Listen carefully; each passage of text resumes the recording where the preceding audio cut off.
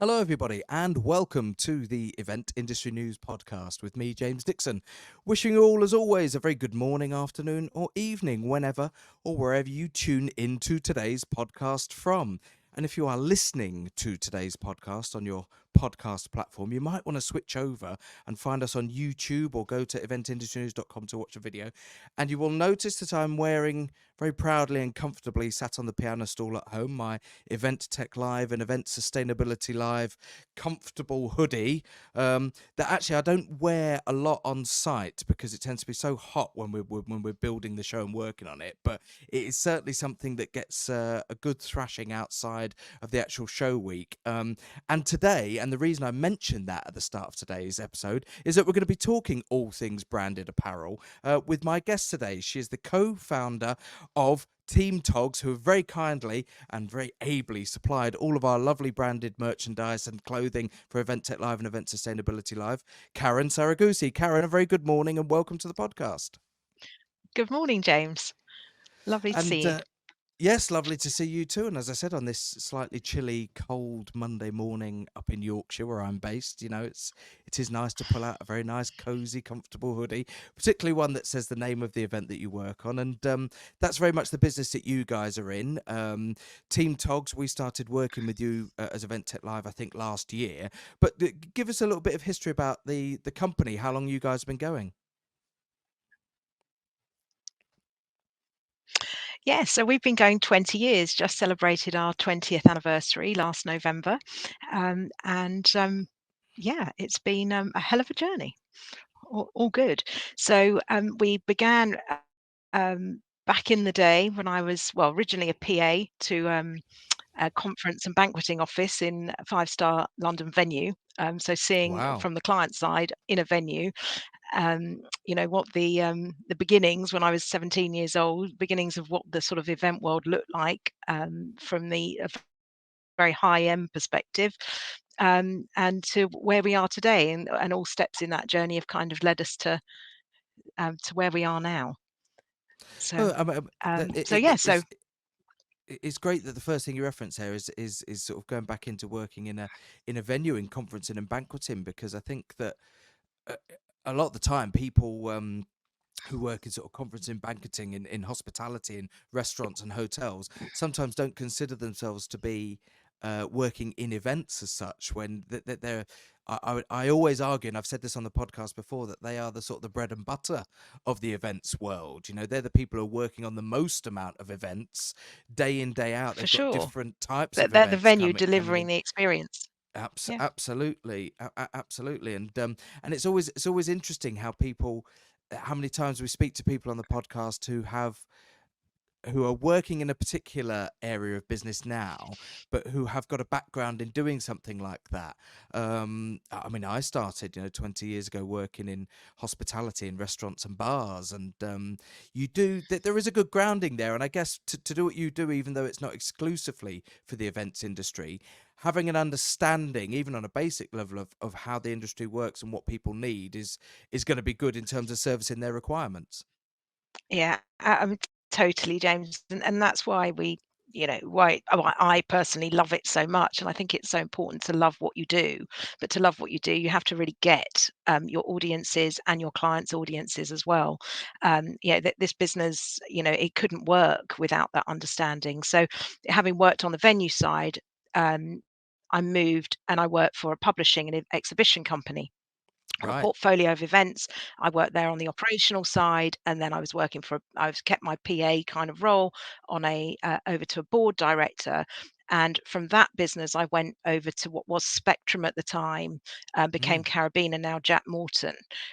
So that was just incredible training for and insight and experiences into working with global brands and expectations on deadlines, delivery, creative, the whole process, working with production teams, with logistics people, and really seeing the ins and outs of that side, the experiential world of the events industry, led me to TRO, where I met my long suffering husband, co-founder and business partner, who and we left there in 2003 when we set TeamTogs up.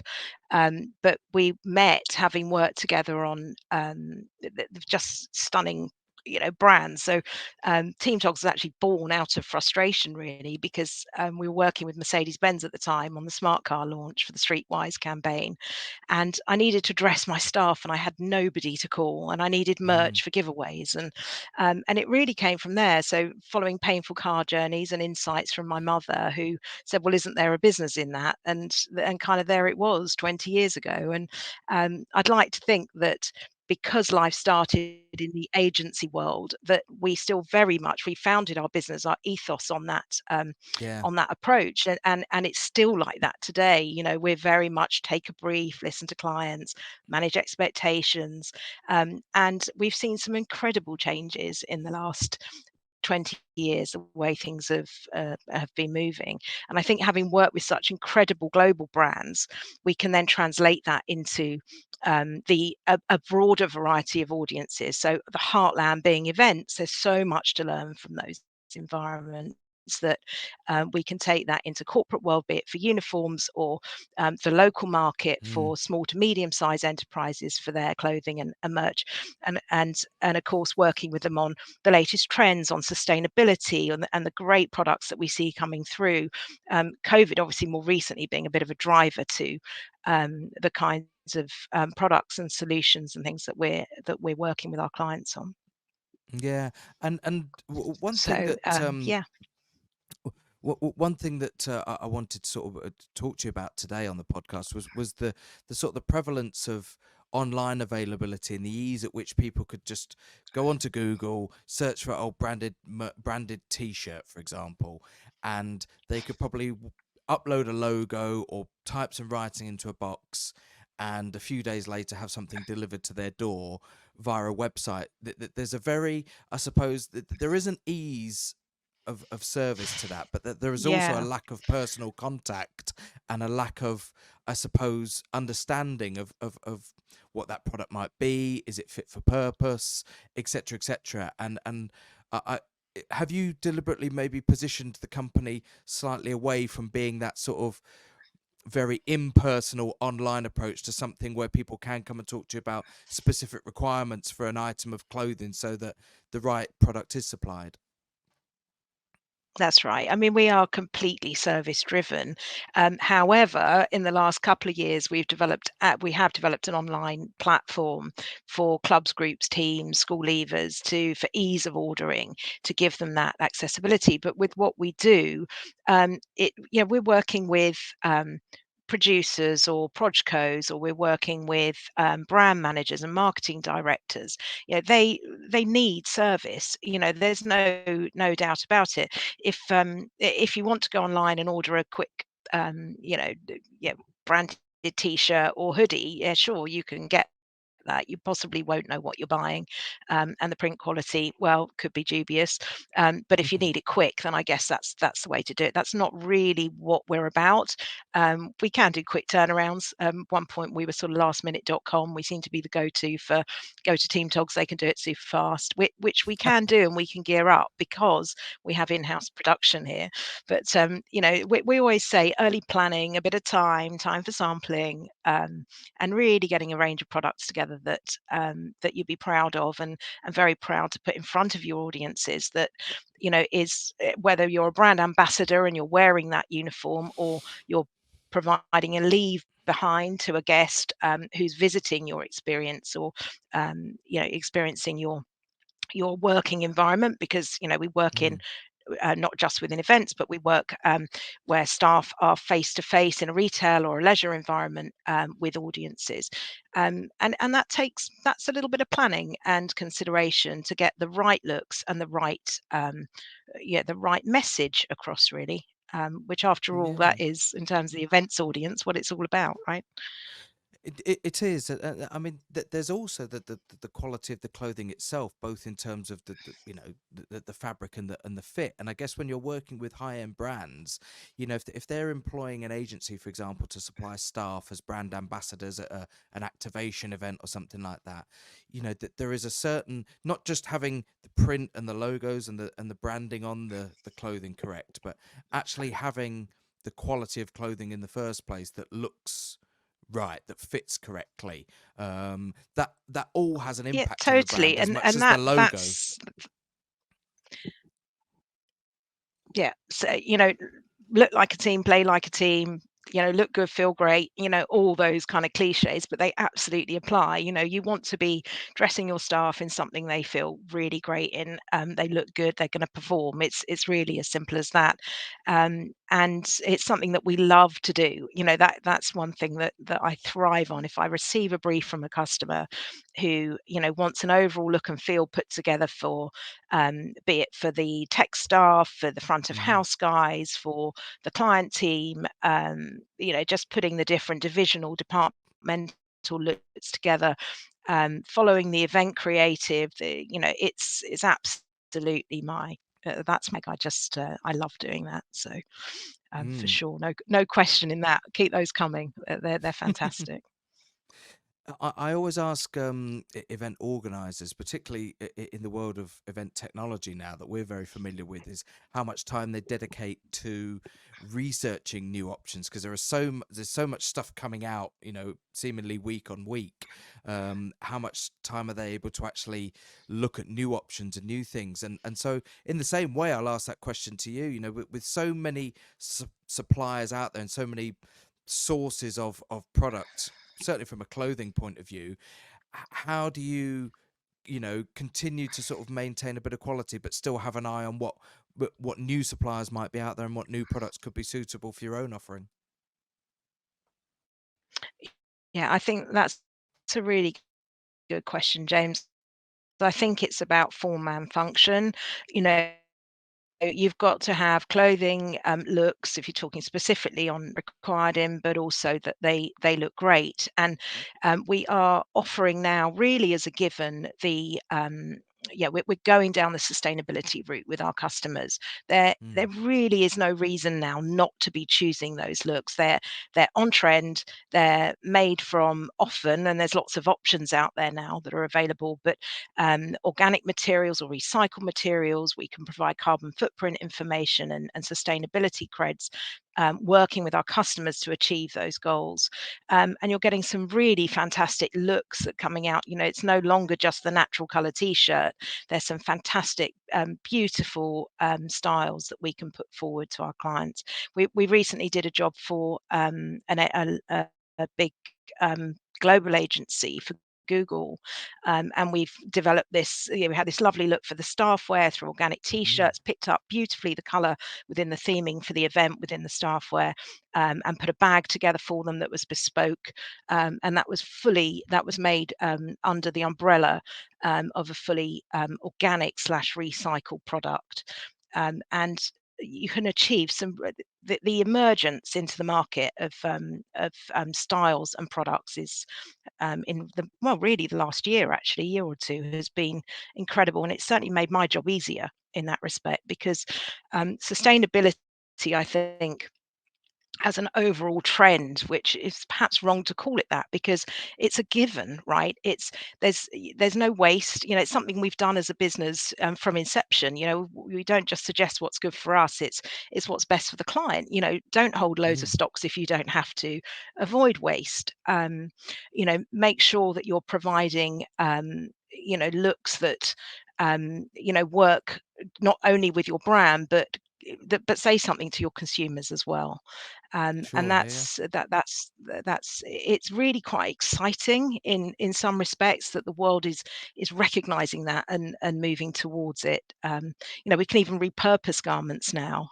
Um, be that through overprinting or moving them on to charity, recycling, and whatever else, shredding.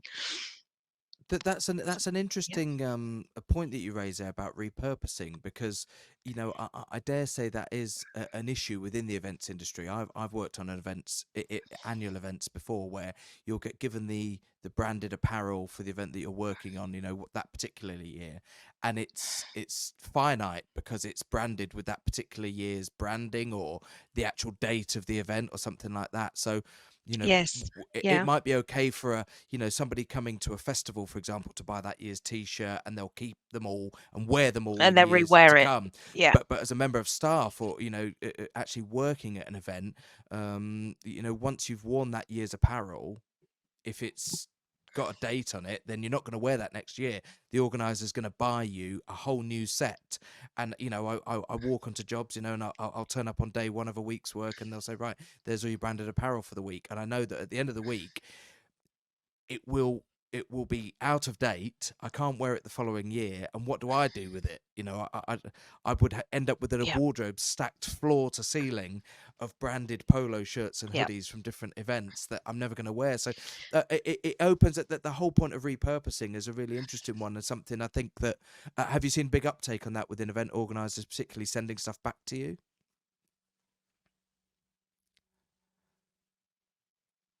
Yeah, so we work with a charity. Well, we work with a couple of organisations actually. One charity being Goods for Good, where we can move goods through to them, and they can get those ranges through the products through to markets that need them. So rather Hmm. than them just being sent to a big organization perhaps that ships containers around the world and a t-shirt ends up in a cold climate, Goods for Good are actually distributing to places that can actually make use of them. That's one way of dealing with it. The other option is to shred. If a client, for instance, is fussed and bothered about their brand, and they don't want that out somewhere randomly going out in the world, and that could be from a security perspective, for instance, then we can shred textile, and that can then be Mm, reused for wadding and cloths and things like that, sure. where we can repurpose that way. So there's different options, and what we tend to do, you might be dealing with old brand material. So one of our customers is the Hollywood Bowl Group, and we moved on pallet loads of socks for them that were old brand many years ago through to Goods for Good. And of course, they can get those to places that absolutely will utilize them. So they're not just in landfill or, wasted, frankly, that they're not just cast aside. Mm, And that saves our clients money as well because they're not storing those goods. So it's sure. kind of win-win, if you like. So yeah. I guess that there's also another aspect to sustainability, which might not be great, I guess, from a business point of view, but the idea of people starting to future-proof things. That's something we've seen in the industry with other types of branding, for example. So your branding that you would put on your walls or your entranceways to an event or something like that, it is going back to what I was saying about dates, is just having the Yes, general event changeable. branding rather than the date. So stuff Yes. that can be Yeah, used year on totally. year. Is that something that you're seeing? Yeah. Yeah, absolutely. I mean, certainly for events, and for the kind of uniform, if you like, or the hoodie that you're wearing, James, today, that's not dated to, solely for this year's show. That Mm, that will be used, and the sweatshirt that you're wearing will go on for the next few years, and that's a lovely organic one of our latest ranges that you're sporting it's there, and I very hope you're nice. finding it very cozy because it's got a nice structured look, but cozy too, right? And that's It's another trend, I suppose, we've seen in 20 years is the move from the business smart, from suiting through to business yeah, casual. Um, yeah, that's very much, t-shirts and hoodies and cargo trousers rather than corporate, less corporate suiting. Although it does seem to be a little bit of a resurgence coming on that to stand out with that slightly smarter look. We may see a little revival in suiting and corporate wear coming through. yeah. That's an interesting one. I guess it's horses for courses, and every event and every team behind an event will operate slightly differently. And in our own circumstance with Event Tech Live and Event Sustainability Live, the fundamental team running the show is a fairly small team for that size of event. And as a result of that, we're very, very hands on and very, very active during the actual show itself. And time was when the organizer of a show, on the day of the show opening, they would put their suit and tie on and they'd go around and talk to their clients at a fairly, leisurely pace. For us, it's very, very different. We there's no way I could get away, or the event director could get away with walking around in a suit and a shirt, because Yeah. you know we're too involved in operational aspects of the event. So for us, we have to be in comfortable trousers, trainers, and something that's branded, that looks presentable, but also from an operational point of view is fairly comfortable. I might find myself behind a bank of TVs having to Yeah. fix a load of That's AV the that's equipment. that's where form and function obviously comes into it. It's got to be practical, but it's gotta look good as well. So, Yeah. yeah, Well, absolutely. a little note on that the polo shirts that we got last year were really comfortable. And I noticed this, I've opened up a fair amount of polo shirts and t-shirts over my time with an event logo on there. And this, what I call sort of the old school polo shirt material, when you open it brand new out of the plastic, can be you get to the end of the day and you are very itchy and scratchy with the old polo shirt material, particularly if it's had an embroidered logo or something, Yes, yeah. and it's I've taken them off before and been very, very a bit red, shall we say. And the ones last year were totally different. They were a material that I'd not come across before, but they were really comfortable. And I likened it a little bit to the sort of the development of the football shirt. As a lad who played football in the 80s and the 90s when I was younger, and wore lots of scratchy football kits. The whole, from a Yes. sportswear point of view, sportswear developed massively, didn't it, in terms of its function and the Yeah. fabrics and how they were designed to fit and work. And certainly, it might sound really silly, but I got to the end of a week working at XL, being on my feet all day, and was still very, very comfortable because the quality of the clothing No, was and improved to the it's so point. important because those you're pounding the, those exhibition floors, if you like, and you've got to be comfortable, and it's great that the look has lasted. It's interesting you mentioned sportswear because sportswear and athleisure wear, as we know it in terms of Mm, uniforms, has been a huge, it's entry into the market in the years of performance wear. And yeah. often, actually, for team wear, we're asked to provide performance wear. Some people love it, and some people don't. And I think it depends if you're a sporty, yeah, a sporty character, but the tracksuit look, with, nice on trend cuff tracksuit pants, joggers with a zip and, with the right pair of trainers and a hood, gives a great look for a promotion. But also we're finding the local gyms, personal trainers, people coming in are asking for those, through our showroom. They're asking for those styles, and the Mm. things that are available are as you expect to see in, on the high street and from top end brands. So, um, yeah, Well, yeah, there's definitely a move towards that uh, kind of more sporty, healthy lifestyle. I was just going to say that the time was where the trade off with branded apparel was that you wouldn't get the same quality or fit or look that you would get. If you bought a £60 Yeah. Adidas or Nike, tracksuit top or hoodie or zip up, whatever it be, that the trade off of getting something branded and personalized for your business was that you wouldn't get the same level of quality. It'd be something that would be ill fitting, probably not washed very well. But that is completely changed now, isn't it, in terms of what's available? Yeah, so James, that's really what we'd call branded on branded. You talk about Nike or Adidas and some of those brands or the North Face. They're all styles now that we or brands that we can supply and co-brand. However, there's often less of a need to do that unless there's a science with those, Mm. with those brands. But we can offer that now. We can offer that now as well. Be it a Barber coat or an Under Armour quarter zip, whatever it might be, we can supply and co-brand those. So we've got a really good balance of, you know, top high-end brands, but also non-branded plain garments that you can put your designs on that just look great. Are there necessarily trends in branded apparel in the same way that there are in the fashion industry? Um, Even down to things like sort of logos or colors Yeah, or, for sure. the Yeah, types of prints that somebody might want on a garment?